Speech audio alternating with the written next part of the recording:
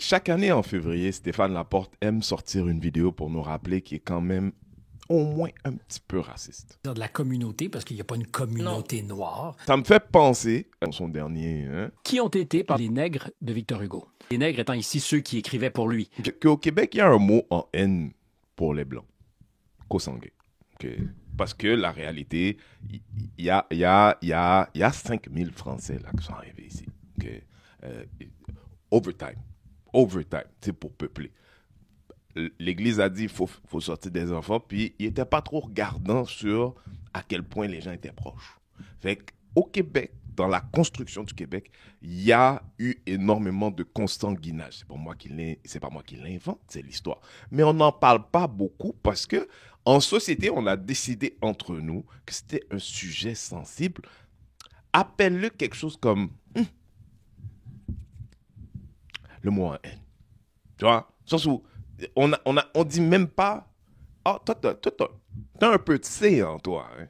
Puis à un moment donné, quand tu croises des Mathieu Bocoté... Je veux désormais être reconnu comme un elfe. Et qui es-tu ou qui êtes-vous pour juger de mon ressenti en tant qu'elfe? Stéphane Laporte, tu sais, qui sont durs d'entendre, qui sont durs de comprendre. Faire l'amour avec deux nègres, François Fatigué. Pourquoi? Mais parce qu'entre autres, on a oublié notre histoire, puis qu'à l'intérieur de notre histoire, il y a beaucoup de consanguinage.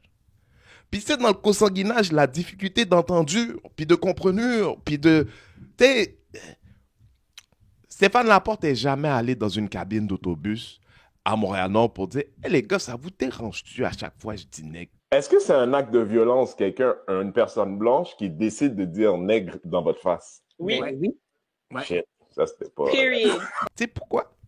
Parce qu'il sait qu'il mangerait une calice de volée. C'est pas ça le but. Le but, c'est d'envoyer un signal à toutes les autres qui pensent comme lui qu'il est qui il est.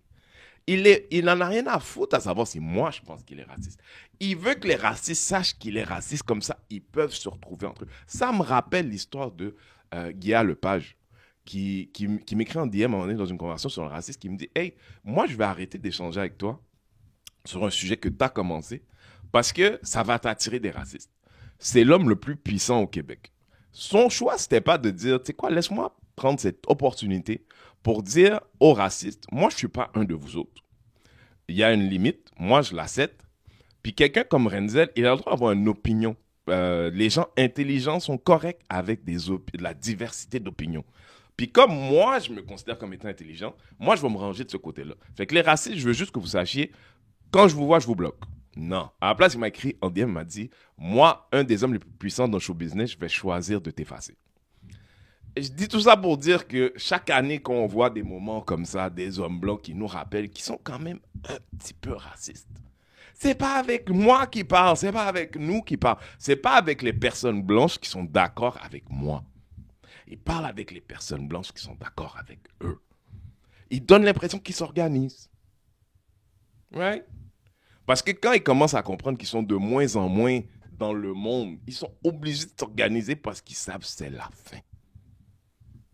C'est ça. Renzel out. J'ai mon nouveau spectacle Mouton Noir. Pull up. Quelques dates. Là d'annoncer. On s'en va en Europe, ça va aux Antilles. C'est pas encore annoncé, mais pull up. Je vais être à Québec, Sherbrooke, Ottawa, Montréal. Pull up. Je fais du stand-up. Je suis vraiment drôle. Si tu m'as pas vu encore. Pull up. Les nuits sont tellement blanches que Renzel fait un live là-dessus.